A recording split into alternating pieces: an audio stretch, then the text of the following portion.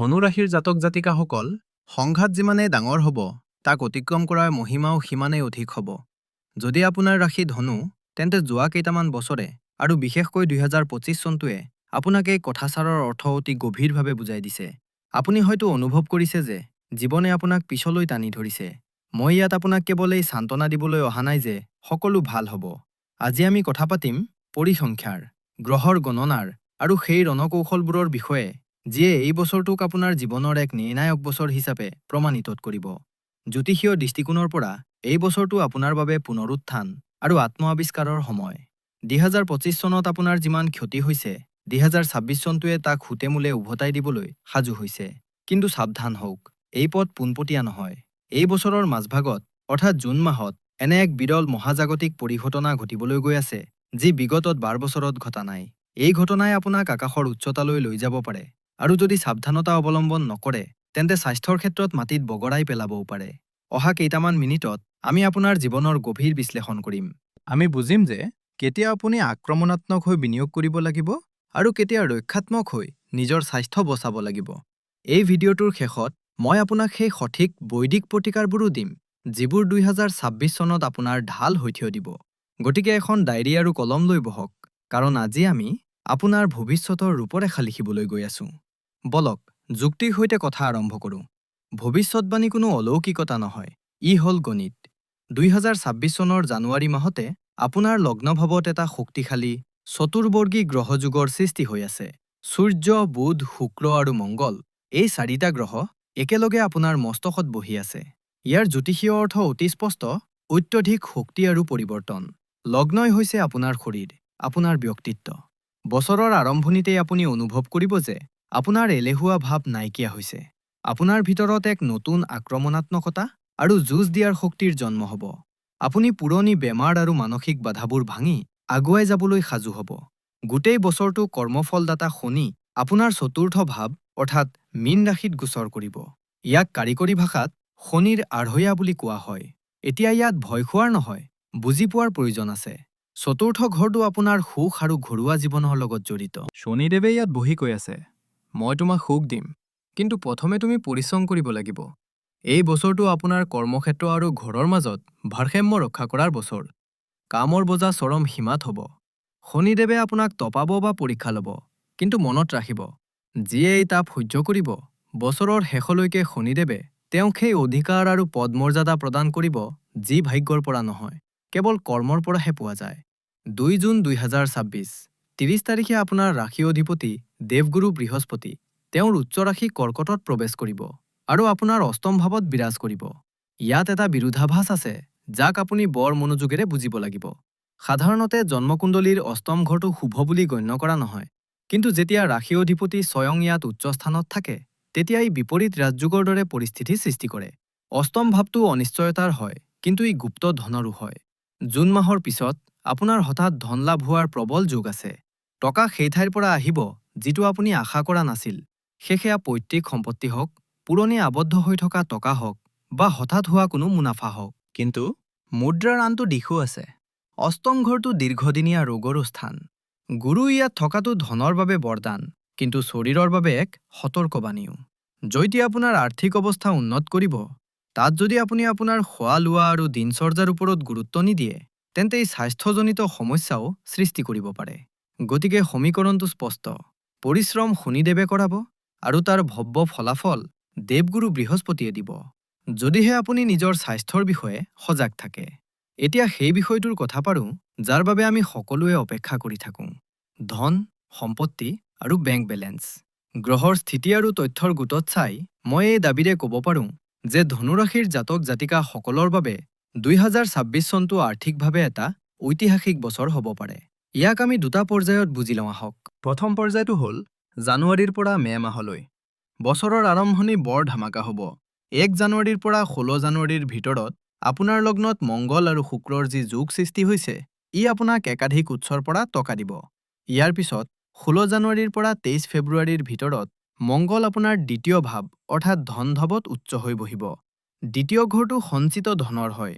এই সময়ছোৱাত আপোনাৰ কথাত, আপোনাৰ বাণীত এটা দম থাকিব। আপুনি নিজৰ কথাৰে নিজৰ ডিলিঙৰ দ্বাৰা টকা উপাৰ্জন কৰিব। যদি আপোনাৰ কোনো টকা আবদ্ধ হৈ আছিল, তেন্তে এই 1.5 মাহত চেষ্টা কৰক সেয়া ঘূৰাই পোৱা যাব। দ্বিতীয় পৰ্যায়, অৰ্থাৎ আচল খেল আৰম্ভ হ'ব 2 জুনৰ পিছত। যেতিয়া গুৰু অষ্টম ঘৰত উচ্চ হৈ বহিব, তেতিয়া তেওঁ নিজৰ সপ্তম দৃষ্টি পোনপটীয়াকৈ আপোনাৰ দ্বিতীয় ঘৰ অৰ্থাৎ ধন ভাৱৰ ওপৰত পেলাব। বন্ধুসকল, জ্যোতিষত গুৰুৰ দৃষ্টি অমৃত বুলি গণ্য কৰা হয়। আৰু যেতিয়া উচ্চ গুৰুৱে ধন ভাৱলৈ চায়, তেতিয়া কি হয়? টকাৰ প্ৰবল প্ৰৱাহ।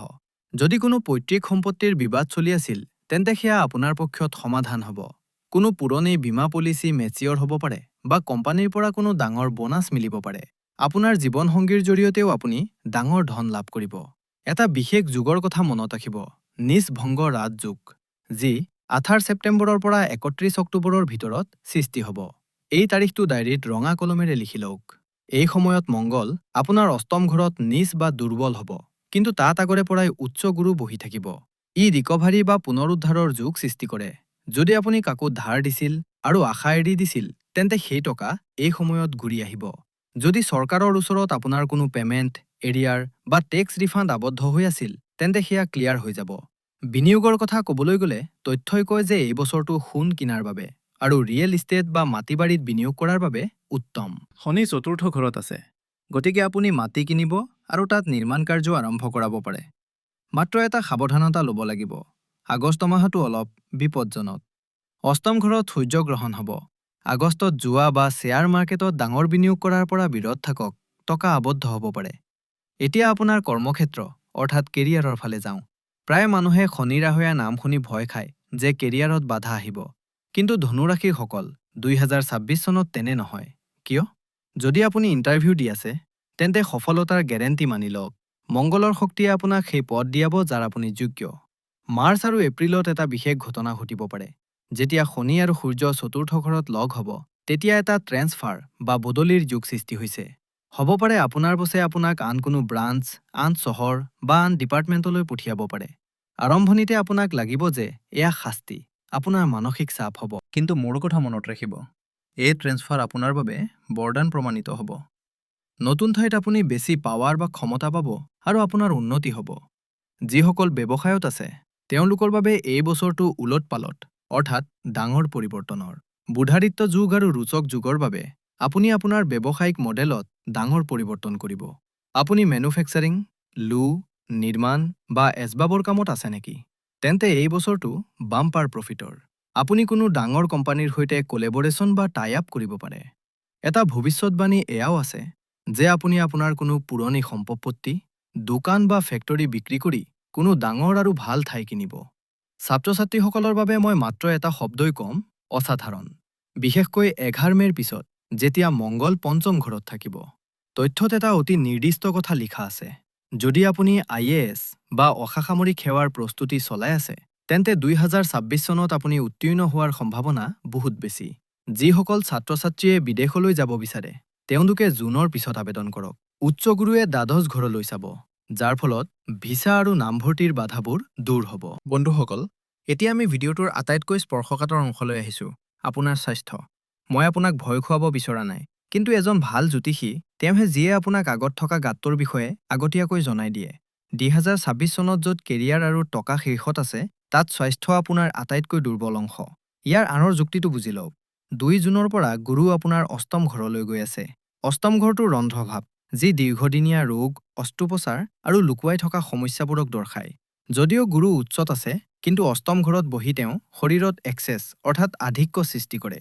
ওজন বৃদ্ধি, ফেটি লিভাৰ, কলেষ্টেৰল আৰু ডায়েবেটিছ বা পেটৰ গুৰুতৰ ৰোগে আপোনাক আমনি কৰিব পাৰে। ইয়াৰ সময়সীমা নোট কৰক। জানুৱাৰীৰ পৰা মাৰ্চলৈ সৰু-সুৰা সমস্যা থাকিব, যেনে চকুৰ সংক্ৰমণ বা ডিঙিৰ সমস্যা। কিন্তু জুনৰ পৰা অক্টোবৰ এয়া হাই এলাৰ্ট পিৰিয়ড। তথ্যই স্পষ্ট সতৰ্কবাণী দিছে যে এই সময়ত পেটৰ লগত জড়িত অস্ত্ৰোপচাৰ বা গুৰুতৰ বদহজমৰ পৰিস্থিতি আহিব পাৰে। ইয়াৰ পিছত 31 অক্টোবৰৰ পৰা 8 ডিচেম্বৰৰ ভিতৰত মংগল আৰু গুৰুৰ অংগাৰক যুগ অষ্টম ঘৰত সৃষ্টি হ'ব। ইয়াত আপুনি বাহন অতি সাৱধানে চলাব লাগিব। আঘাত পোৱাৰ আশংকা আছে। মোৰ ওচৰত এজন ক্লায়েণ্টৰ অভিজ্ঞতা আছে, যিয়ে শনিৰ আঢ়ৈয়া আৰু এনেধৰণৰ গোচৰৰ সময়ত নীলা ৰত্ন পিন্ধিছিল। যেতিয়া তেওঁলোকে এলেহুৱা আৰু ডিপ্ৰেছন অনুভৱ কৰিছিল, তেতিয়া এই ৰত্নই তেওঁলোকক শক্তি দিছিল। কিন্তু ৰত্ন পিন্ধাৰ আগতে কোনো জানকাৰক কুণ্ডলী দেখুৱাই ল'ব। পৰামৰ্শ এয়াই যে এই বছৰ জিমলৈ যোৱা, যোগ কৰা আৰু সাত্বিক আহাৰ গ্ৰহণ কৰাটো আপোনাৰ বাবে বিকল্প নহয়, বাধ্যবাধকতা। যদি আপুনি সামান্যও ভাগৰ বা এলেহুৱা অনুভৱ কৰে, তেন্তে তাক কামৰ প্ৰেছাৰ বুলি ইগনৰ বা অৱহেলা নকৰিব। লগে লগে ব্লাড টেষ্ট কৰাওক। সম্পৰ্কৰ কথা ক'বলৈ গ'লে 2026 চনটো টেঙা মিঠা অভিজ্ঞতাৰ বছৰ। যিসকল লোক অকলে আছে, তেওঁলোকৰ বাবে এই বছৰটোৱে সুখৰ বতৰা লৈ আনিছে। বিশেষকৈ মাৰ্চৰ পৰা জুনৰ ভিতৰত ছিংগেল চুইল মিংগেল, অকলে থকা সকলৰ জোৰা পাতিব। উচ্চ শুক্ৰ আৰু গুৰুৰ দৃষ্টি আপোনাৰ প্ৰেম ভাৱত থাকিব। যদি আপুনি কাকো পচন্দ কৰে, তেন্তে প্ৰকাশ কৰি দিয়ক। প্ৰেম বিবাহৰ যুগ বৰ প্ৰবল। আৰু মজাৰ কথাটো হ'ল, পৰিয়ালৰ লোকসকলেও মানি ল'ব। বৈবাহিক জীৱনত অলপ সাৱধানতাৰ প্ৰয়োজন। শনি চতুৰ্থ ঘৰত বহি ঘৰুৱা সুখ হ্ৰাস কৰিব পাৰে। আপুনি কামত ইমান ব্যস্ত হ'ব যে জীৱনসংগীক সময় দিব নোৱাৰিব, যাৰ ফলত আৱেগিক দূৰত্ব আহিব পাৰে। 27 জুলাইৰ পিছত যেতিয়া শনি বক্ৰী হ'ব, তেতিয়া সৰু সৰু কথাত অকাৰণত কাজিয়া হ'ব পাৰে। সতৰ্কবাণী এয়াই যে জ্যোতিষশাস্ত্ৰই কয় যে যি ঘৰত কাজিয়া হয় তাত লক্ষ্মী নাথাকে। গতিকে শান্ত হৈ থাকক। পাৰিবাৰিক বিবাদৰ এটা অতি নিৰ্দিষ্ট যোগ সৃষ্টি হৈছে, ছিষ্টাৰ কনফ্লিক্ট বা ভগ্নীৰ সৈতে বিবাদ। এই বছৰ আপোনাৰ ভনী বা বায়েক অথবা মোমায়েকৰ ফালৰ পৰা কোনোবাৰ লগত মতভেদ হ'ব পাৰে। আৰু ইয়াত এটা সামাজিক গোপনীয়তাৰ নিয়ম প্ৰয়োগ কৰক। নিজৰ সুখৰ, নিজৰ প্ৰমোচনৰ বা নিজৰ ধন লাভৰ কথা আপোনাৰ আত্মীয় স্বজন, বিশেষকৈ মোমায়েকৰ ফালৰ মানুহৰ আগত ঢোল নুপিটাব। নজৰ লগা বা কুদৃষ্টি এই বছৰ বৰ সোনকালে লাগিব পাৰে, যিয়ে আপোনাৰ হৈ থকা কামবোৰ ৰখাই দিব। বন্ধুসকল, এই ৰাশিফল তেতিয়ালৈকে সম্পূৰ্ণ হ'ব নোৱাৰে, যেতিয়ালৈকে মই ঘৰৰ সেই ভেটিটোৰ কথা নকওঁ, যিয়ে গোটেই পৰিয়ালটোক ধৰি ৰাখে। আমাৰ গৃহিণীসকল, মোৰ মাতৃ আৰু ভগ্নীসকল, যদি আপুনি ধনু ৰাশিৰ আৰু ঘৰ চম্ভালে, তেন্তে 2026 চনটো আপোনাৰ বাবে এটা মিশ্ৰিত বছৰ হ'ব। মোৰ কথাবোৰ বৰ মনোযোগেৰে শুনিব। যেনেকৈ মই ক'লো, শনিদেৱ আপোনাৰ চতুৰ্থ ভাৱত বহি আছে। চতুৰ্থথ ঘৰটো ঘৰেই হয়। এই বছৰ আপুনি অনুভৱ কৰিব যে ঘৰত কামৰ বোজা হঠাৎ বহুত বাঢ়ি গৈছে। আলহীৰ অহা যোৱা লাগি থাকিব বা ঘৰত মেৰামতিৰ কাম চলিব। কেতিয়াবা আপোনাক লাগিব যে আপুনি এটা মেচিনৰ দৰে কাম কৰি আছে, কিন্তু আপোনাৰ পৰিশ্ৰমৰ সেই প্ৰশংসা পোৱা নাই, যাৰ আপুনি যোগ্য। পৰামৰ্শ এয়াই যে ইয়াক মনত নল'ব। এয়া শনিৰ আঢ়ৈয়াৰ প্ৰভাৱ। এই সময়ো পাৰ হৈ যাব। কিন্তু এটা বহুত ডাঙৰ ভাল খবৰো আছে। 2 জুনৰ পিছত যেতিয়া গুৰু উচ্চ হ'ব, তেতিয়া আপোনাৰ স্বামীৰ কেৰিয়াৰত চাৰচান্ত লাগিব। তেওঁৰ দৰমহা বৃদ্ধি বা ডাঙৰ পদৰ পোনপটীয়া প্ৰভাৱ আপোনাৰ লাইফষ্টাইলত পৰিব। ঘৰত সুখ সুবিধাৰ বস্তু যেনে নতুন গাড়ী, গহনা বা নতুন আচবাব কিনা হ'ব। আৰু আপোনাৰ হাতত এই বছৰ আপোনাৰ নিজৰ টকা যথেষ্ট জমা হ'ব। মাত্ৰ এটা সাৱধানতা ৰাখিব লাগিব। তথ্যত এটা ছিষ্টাৰ কনফ্লিক্ট বা ভনী ননদৰ সৈতে বিবাদৰ যোগ আছে। গৃহিণীসকলৰ বাবে ইয়াৰ অৰ্থ হ'ল ননদ বা যাৰ সৈতে মতভেদ। অক্টোবৰ আৰু নৱেম্বৰ মাহত সৰু সৰু কথাত শাহুৰ ঘৰৰ ফালৰ পৰা ৰাজনীতি হ'ব পাৰে। উপায় এয়াই যে নিজৰ ফালৰ পৰা তৰ্ক আৰম্ভ নকৰিব আৰু ঘৰৰ কথা চুবুৰীয়াক নক'ব। আৰু আটাইতকৈ জৰুৰী কথা, আপুনি গোটেই ঘৰখনৰ খিয়াল ৰাখে। কিন্তু এই বছৰ আপুনি নিজৰ খিয়াল ৰাখিব লাগিব। গুৰু অষ্টম ঘৰত থকাৰ বাবে হৰমনেল সমস্যা, থাইৰয়েড বা ওজন বৃদ্ধিৰ সমস্যা দিব পাৰে। অনুগ্ৰহ কৰি ইয়াক ইগনৰ নকৰিব। ডাক্তৰৰ পৰা চেকআপ কৰাওক আৰু পুৱা কমেও 20 মিনিট নিজৰ বাবে উলিয়াওক। গতিকে বন্ধুসকল, যদি মই 2026 চনটো সাৰাংশত কওঁ, প্ৰথম, টকা জুনৰ পিছত বৰষুণৰ দৰে আহিব। দ্বিতীয়, কেৰিয়াৰত পৰিশ্ৰম বেছি হ'ব। ট্ৰেন্সফাৰ হ'ব পাৰে, কিন্তু প্ৰমোচন নিশ্চিত। আৰু তৃতীয়, স্বাস্থ্য, পেট আৰু লিভাৰৰ বহুত যত্ন ল'ব লাগিব। এয়া বছৰটোৰ আটাইতকৈ ডাঙৰ প্ৰত্যাহ্বান। গুৰুত্বপূৰ্ণ তাৰিখবোৰ মনত ৰাখিবা। 16 জানুৱাৰীৰ পৰা 23 ফেব্ৰুৱাৰীয়ে কেৰিয়াৰত ডাঙৰ জাম্প দিব। 2 জুন গেম চেঞ্জাৰ দিন, যেতিয়া গুৰু উচ্চ হ'ব। আগষ্ট আটাইতকৈ সতৰ্ক থাকিবলগীয়া মাহ। আৰু নৱেম্বৰত কাকো টকা ধাৰ নিদিব, কাৰো গেৰাণ্টাৰ নহ'ব। এতিয়া কথা পাৰোঁ 2026 চনত আপোনাৰ ঢাল, অৰ্থাৎ বৈদিক প্ৰতিকাৰৰ বিষয়ে। গ্ৰহৰ দুঃপ্ৰভাৱ কম কৰিবলৈ আৰু শুভফল বঢ়াবলৈ আপুনি এই 3টা উপায় সম্পূৰ্ণ অনুশাসনৰ সৈতে কৰিব লাগিব। প্ৰথম উপায়, শনিৰ আঢ়ৈয়া আৰু কেৰিয়াৰৰ বাবে। আৰু এয়া আটাইতকৈ জৰুৰী। শনি চতুৰ্থ ঘৰত আছে আৰু তেওঁ প্ৰকৃতি বা নেচাৰক ভাল পায়। সংকল্প লওক যে এই বছৰ আপুনি 108টা আহঁত গছৰ পুলি ৰুব। আপুনি এটা এটাকৈ গোটেই বছৰটোত ৰুব পাৰে। যদি এয়া সম্ভৱ নহয়, তেন্তে প্ৰতি শনিবাৰে সন্ধিয়া আহঁত গছৰ তলত সৰিয়হৰ তেলৰ চাকি জ্বলাওক আৰু ওঁ খং শনৈশ্বৰাই নমঃ মন্ত্ৰ জপ কৰক। লগতে বছৰত এবাৰ কোনো মন্দিৰত কলগছ দান কৰক। ই আপোনাৰ কেৰিয়াৰ স্থিৰ ৰাখিব। দ্বিতীয় উপায়, স্বাস্থ্য আৰু গুৰুৰ বাবে। যিহেতু গুৰু অষ্টম ঘৰত আছে, আপুনি মহাদেৱৰ শৰণলৈ যাব লাগিব। একেৰাহে 2টা সোমবাৰে শিৱলিংগৰ অভিষেক এটা বিশেষ মিশ্ৰণেৰে কৰক। গাখীৰ, কলা তিল, বগা তিল, জপ ধান, মৌ আৰু লং। ইয়াৰ পিছত ঔ ৰুদ্ৰায় নমঃ জপ কৰক। এই উপায়ে আপোনাক অস্ত্ৰোপচাৰ আৰু দুৰ্ঘটনাৰ পৰা বচাব। তৃতীয় উপায়, ধন আৰু নজৰ দোষৰ বাবে। বছৰত যিকোনো 2টা অমাৱস্যাত দেৱী লক্ষ্মীক 2 প্ৰকাৰৰ গাখীৰৰ মিঠাই অৰ্পণ কৰক আৰু তাত কেশৰৰ ফোঁট নিশ্চয় লগাব। আৰু হয়, নিজৰ সুখবোৰ লুকুৱাই ৰাখক। বন্ধুসকল, 2026 এনে এটা বছৰ যিয়ে আপোনাক বহুত কিবা দিব বিচাৰে। মাত্ৰ প্ৰয়োজন অলপ সাৱধানতা আৰু সঠিক দিশৰ। আপুনি ধনুৰাশিৰ জাতক, আপোনাৰ লক্ষ্য সঠিক হ'ব লাগে।